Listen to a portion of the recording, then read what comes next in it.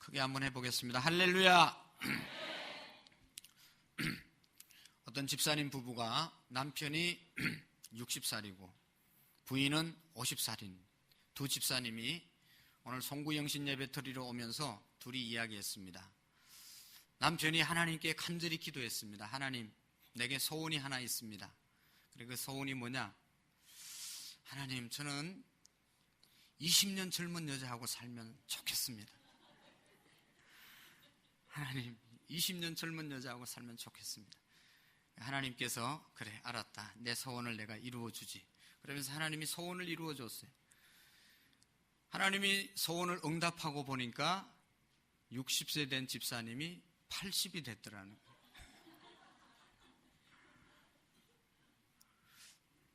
뭔 말인지 잘 모르시나. 건망증이 심한 목사님이 저 밑에 지방에 집회를 인도하러 갔습니다. 열차를 타고 내려가는데 이제 승무원이 열차표 검사를 하잖아요. 이 사람이 정말로 표를 끊고 탔는지 안 끊고 탔는지 와가지고 표 검사를 하는데 이게 어디다 넣는지 아무리 찾아도 없는 거예요. 막 찾다가 찾으니까 그 승무원이 하는 얘기가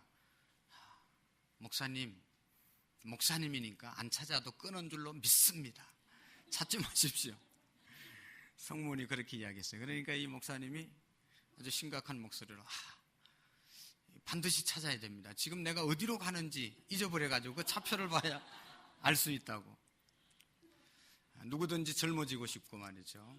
이게 기억을 날마다 새롭게 하고 싶지만 한 해가 지나고 나면 기억하기도 힘들고, 이게 젊어지려고 해도 한 해가 지나면 세월에 장사 없다고 이길 수가 없는 것입니다. 2012년도도 우리가 많은 일들이 있었지만 하나님의 은혜 가운데 잘 보내신 줄로 믿습니다. 힘든 일이 있었으면 하나님의 섭리였다, 그렇게 믿으시고, 또 기쁘고 좋은 일이 있었으면 하나님께 감사하시면서 2012년도 일들은 다 잊어버리고 새해를 출발할 수 있기를 바랍니다. 버려야 앞으로 갈 수 있습니다. 여러분, 배가 아무리 좋아도 그 뱃줄에 묶여 있으면 앞으로 갈 수가 없습니다. 뱃줄을 걷어야 앞으로 갈 수가 있는 것입니다.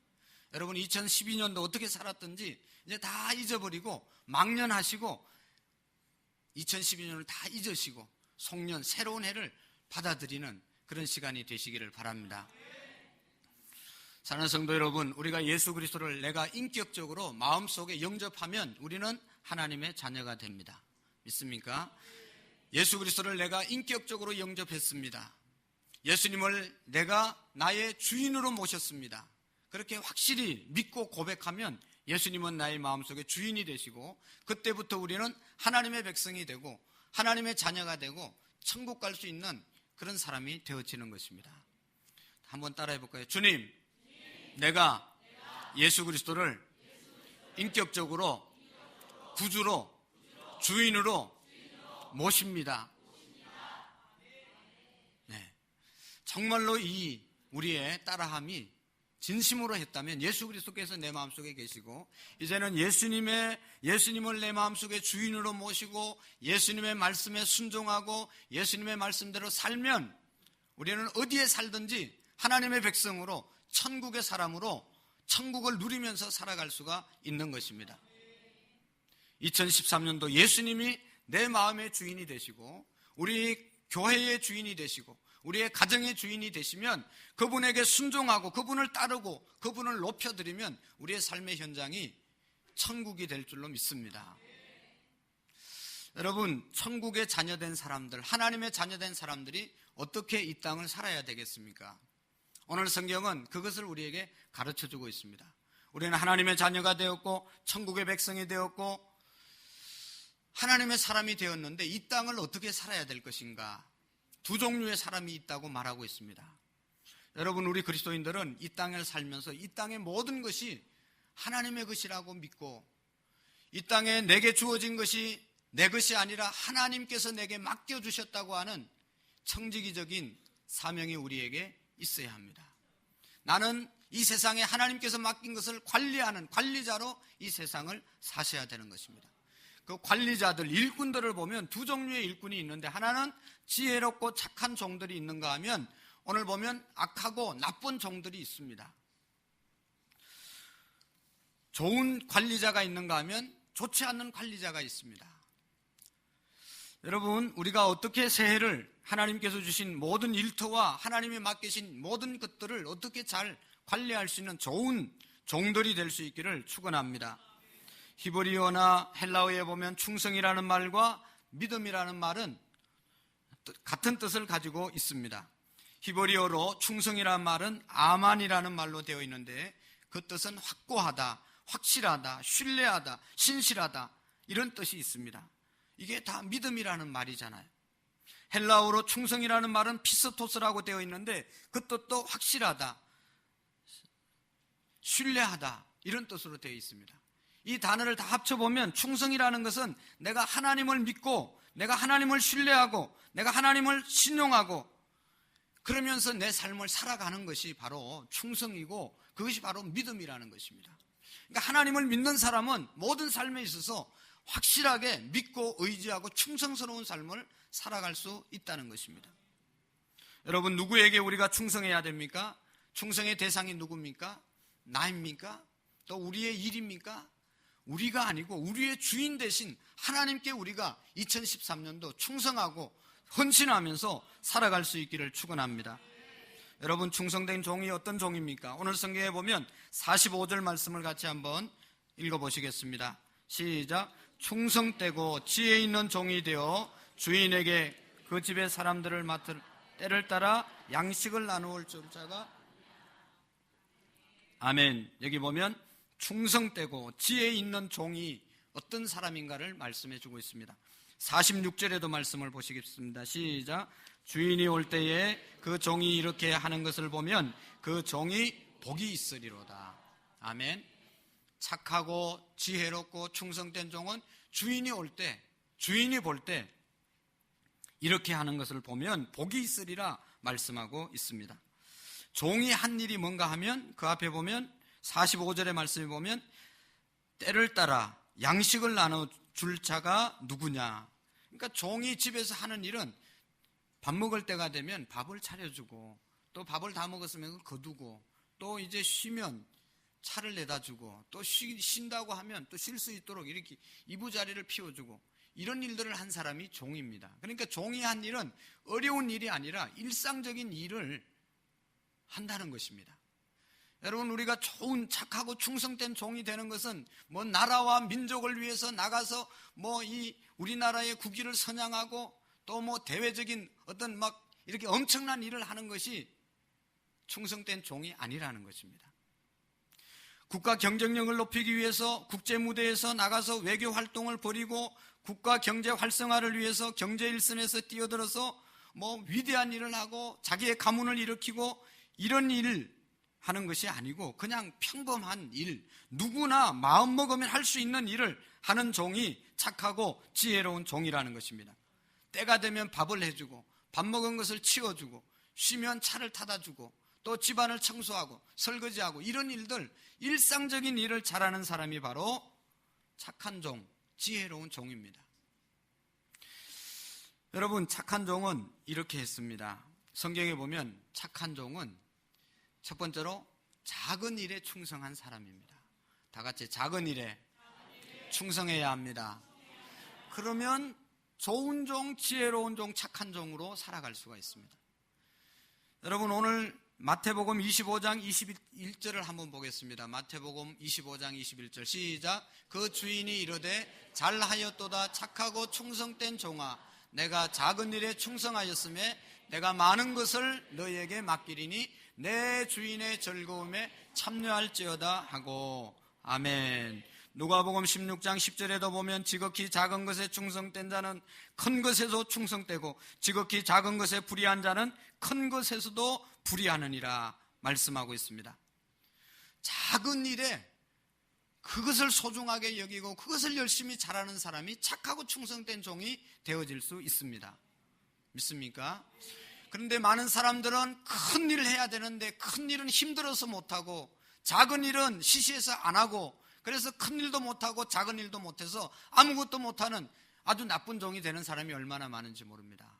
여러분, 착한 종, 지혜로운 종, 하나님께서 기뻐하는 종은 작은 일에 충성하는 종들입니다. 여러분, 모든 것이 다 커지기 전에 다 작은 것부터 시작했습니다. 우리 교회에서 제일 키 큰 사람이 누군가 하면 저 방송실에 앉아있는 김영규 형제라는 190cm라고. 저 친구가 태어날 때는 5kg도 안 되게 태어났다니까. 근데 이게 점점 세월이 가면서 지금 얼마 한 30 됐는지 모르겠는데 하여튼 이제 그렇게 되니까 세월이 가니까 커졌단 말이죠. 처음부터 막 190cm가 엄마 뱃속에서 나오겠어. 자기 엄마는 뭐 150도 안 되는지 하여튼 엄청 작은데 아들은 얼마나 큰지 몰라요. 이게 작게 태어나서 커졌단 말이죠. 여러분, 모래알이 모여가지고 모래사장이 되고 또 산이 되고 언덕이 되는 것입니다. 큰 것부터 시작하려는 사람들은 실패할 수밖에 없습니다. 작은 것 소중하게 여기는 사람이 큰 일꾼 될 줄로 믿습니다. 여러분, 성경에 보면 이스라엘의 왕 중에 제일 존경받는 왕이 있었는데 그 사람이 다윗 왕입니다. 이스라엘의 첫 번째 왕은 사울 왕이었습니다.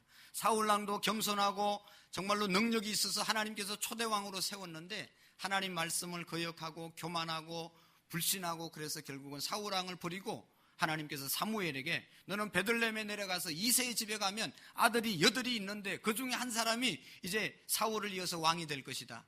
그 아들 중에 한 사람에게 기름을 붓고 왕으로 세우라고 사무엘에게 말합니다.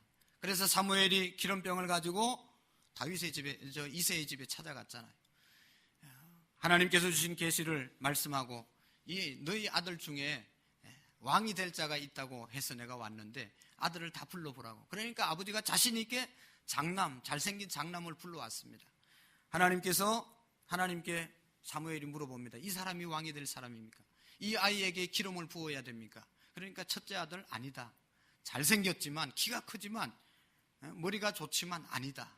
그래서 첫 번째 지나가고 둘째 아들 불러서 이 아들입니까? 물으니까 둘째 아들도 아니고 셋째 아들도 아니고 넷째 아들도 아니고 다섯째 아들도 아니고 7번째까지 아닌 겁니다. 그래서 이새에게 물었습니다. 그러면 이제 다른 아들이 없냐? 그러니까 이새가 말합니다. 8번째 아들이 있긴 한데 다윗이라는 사람이 아들인데 이거 뭐 별로 좀 부족해가지고 자 지금 양치고 있습니다. 그러니까 적시 불러라. 그래서 그 아이가 다윗이 사무엘 앞에 왔을 때 하나님께서 그 아이에게 기름을 부어라. 그 아이가 이스라엘의 왕이 될 것이다. 가장 작고 막내 아들 못생긴 그런 아들이 하나님 앞에서 기름을 부음받게 된 것입니다. 제일 작은 자지만 자기 일에 아버지의 일에 맡겨진 일에 충성했기 때문에 하나님께서 다윗을 들어서 이스라엘의 가장 위대한 왕으로 세운 줄로 믿습니다. 여러분, 하나님의 일, 교회 일, 작은 일에서부터 충성해 나갈 때 큰 일을 할 수 있는 것입니다. 여러분, 교회에서 작고 가장 기본적이고 그럼에도 가장 중요한 일이 뭐겠어요? 교회의 가장 중요한 일꾼이 되는데 가장 작은 일이 뭐겠습니까? 그것은 뭔가 하면 예배 드리는 일입니다. 예배 드리는 일은 힘든 일도 아니고 어려운 일도 아니고 할 수 없는 일도 아니에요. 시간만 내면 얼마든지 하나님 앞에 예배할 수 있는 것이 예배입니다. 그런데 이 예배를 드리는 것이 기독교인에게 있어서 하나님의 자녀들에게 있어서 가장 중요한 일입니다. 왜냐하면 요한복음 4장 24절 이하에 보면 예배하는 자들은 신령과 진정으로 예배할지니 이렇게 예배하는 자들을 하나님이 찾으시느니라. 하나님이 찾는 자가 예배하는 자들입니다. 여러분, 우리가 위대한 일, 큰 일도 해야 되지만 그보다 더 중요한 일이 뭔가 하면 예배하는 일입니다. 하나님 앞에 예배를 잘 드릴 때 다른 일들을 교회 안에서 하나님 안에서 맡을 수가 있는 것입니다. 우리 교회가 제가 기도하기는 내년 이제 금년이 됐죠. 연말쯤 우리 항존직들을 뽑으려고 합니다. 어떤 자가 뽑혀야 되는가 하면 예배만 잘 드리는 자가, 예배 시간에 졸지 않고 예배 시간에 은혜 받고 예배 시간 기다리고 사모하고 열심히 나와서 예배하는 자들이 하나님의 좋은 일꾼이 될 수 있는 거예요. 사랑하는 성도 여러분, 2013년도 우리가 무엇보다도 무너진 재단이 있다면 예배가 소홀해졌다면 다 회복되는 그런 한 해가 되기를 원합니다. 이게 가장 작은 일이고 가장 중요한 일이고 하나님께서 가장 기뻐하는 일이 예배하는 겁니다. 오늘도 여러분 나와서 이렇게 앉아있는 하나님께 예배드리니 얼마나 하나님 기뻐하시겠어요. 두 번째로 충성된 종은 자기 맡은 일에 최선을 다하는 사람입니다. 자기 맡은 일에 충성을 해야 합니다. 다 같이 시작. 맡은 일에 충성해야 합니다. 여러분, 하나님께서 우리 모두에게 생명을 연장시키고 생명을 주는 그 시간까지는 할 일이 있어서 우리를 이 땅에 살려두신 거예요. 그것을 우리가 깨달아야 됩니다. 우리는 다 각자 맡은 일들이 있습니다. 그 일에 최선을 다해야 합니다. 어떤 사람은 이 핑계 저 핑계 일로 기피하면서 핑계를 대면서 일을 안 하는 사람이 있습니다. 자기만 일 안 하는 게 아니라 이 사람 저 사람 탓을 하면서 일하지 않는 사람이 있습니다. 그러나 여러분, 묵묵히 자기 일을 하는 사람이 있습니다. 자기 일을 하지 않고 여기 기웃 저기 기웃 그리고 시비와 간섭을 하는 사람들이 있습니다. 이런 사람들은 좋은 일꾼이 아니죠. 여러분, 무엇을 맡았습니까? 가정주부입니까? 가정주부의 일을 충성하시기를 바랍니다. 여러분, 사업가십니까? 사업을 충성하시기를 바랍니다. 직장생활 하십니까? 그 직장에 충성하시기를 바랍니다. 사랑하는 성도 여러분, 우리 중에 교사들이 있습니까? 영혼을 가르치는 일보다 소중한 일이 어디 있습니까? 기도하며 영혼을 세워갈 수 있기를 축원합니다. 찬양대로 섬기는 사랑하는 우리 찬양대원들, 하나님을 찬양하고 하나님을 높여드릴 때 하나님께서 영광을 받으시고 오늘 여기 앉아있는 모든 분들이 은혜를 받지 않습니까? 셀리도로 세움을 입은 사람들, 셀의 영혼이 가장 소중한 줄로 믿고 영혼 세우는 일에 우리의 모든 것을 바칠 때, 우리의 셀원들의 영혼이 세워질 때 그것이 얼마나 하나님께서 기뻐하시고 그 영혼들이 새로운 삶을 살아가게 될 줄로 믿습니다. 안내하시는 성도들, 교회 안내는 교회 얼굴입니다. 친절하게 기쁘게 감사함으로 반갑게 오는 성도들을 맞이하는 안내위원들이 될 수 있기를 원합니다. 차량 운전, 하나님께서 우리에게 맡겨주신 일들 기쁨으로 감당하는 한 해가 될 수 있기를 원합니다. 다른 사람의 일을 간섭하지 말고 하나님이 내게 맡겨준 일이나 열심히 충성할 수 있기를 바랍니다. 그러면 착하고 지혜로운 좋은 종이라고 인정받을 수 있습니다. 그리고 마지막으로 좋은 종은 끝까지 하는 사람입니다. 다 같이 시작. 끝까지 충성해야 합니다. 충성에는 지속성이 있어야 합니다. 1년 잘할 수 있습니다. 2년 잘할 수 있습니다. 15일 거꾸로 매달아 놔도 산다는 말이 있습니다. 잠시는 잘할 수 있어요. 그러나 이 충성은, 진정한 충성은 오래 가야 됩니다. 감정과 환경에 따라서 좌우돼서는 안 됩니다. 우정도 사랑도 죽을 듯이 변하는 사람이 있습니다. 오늘은 동지였지만 내일은 적으로 변하는 사람들이 있습니다. 저는 우리 교회가 20년이 되면서 20년 동안 한결같이 교회를 섬기고 부족한 목회자를 돕고 일하는 권사님들, 장로님들, 집사님들을 갖게 된 것이 얼마나 감사한지 모릅니다. 마음속에 항상 고마움과 감사함이 늘 있습니다. 그분들을 위해서 기도하지 않을 수가 없습니다. 목사가 볼 때도 그렇게 귀하고 아름답고 정말로 도와주고 싶고 품고 싶은데 하나님 보시기에 얼마나 귀하겠어요. 할렐루야. 20년을 사귀도 변함없는, 사귈수록 좋은 분이 있는가 하면 1년도 못 가서 사귐이 끝나는 사람도 있습니다. 변함없는 자들이 되기를 원합니다. 여러분, 금이 왜 금값입니까? 금이 금값이죠. 금은 변하지 않기 때문에 비싼 겁니다. 여러분, 좋은 옷을, 비싼 옷을 사 입어보면 다른 점이 있더라고요. 그건 뭔가 하면 입을 때마다 새 옷처럼 보여지게 됩니다. 싼 옷은 한번 세탁하고 나면 늘어나든지 쪼그러들든지 무슨 이게 변화가 있어요. 근데 비싼 옷들은 항상 세탁 한번 하고 오면 새 옷처럼 보이는 거예요. 여러분, 좋은 사람은 어떤 사람인가 하면 변함이 없는 사람입니다. 나쁜 쪽으로 변질되지 않는 사람이 좋은 사람인 것입니다. 우리가 언제까지 변질되지 말아야 됩니까?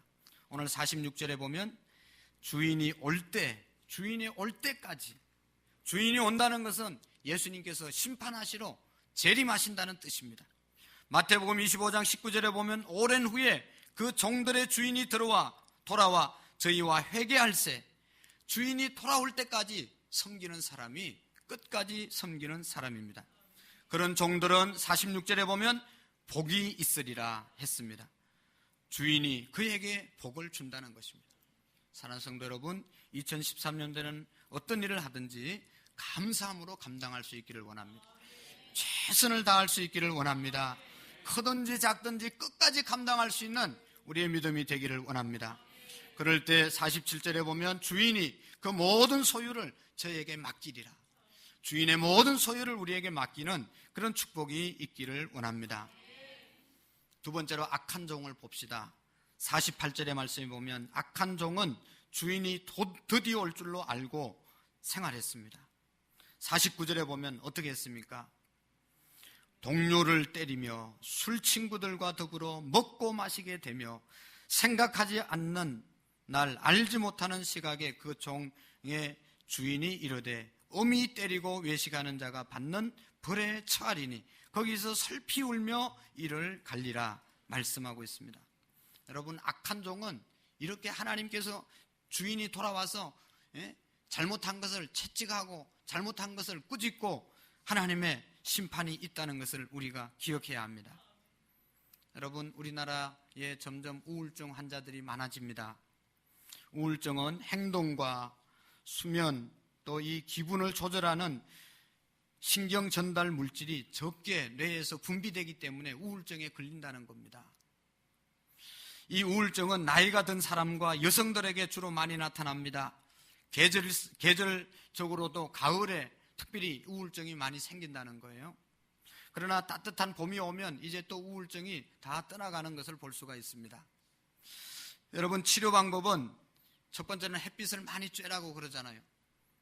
우울증 환자들의 특징은 햇빛을 안 보려고 합니다. 방안도 컴컴하게 해놓고 밝게 해놓지 않습니다. 그러나 밝은 빛으로 나가라는 것이죠. 그리고 이 가벼운 산책으로 기분을 전환하고 규칙적인 생활로 리듬을 유지하라고 말씀하고 있습니다.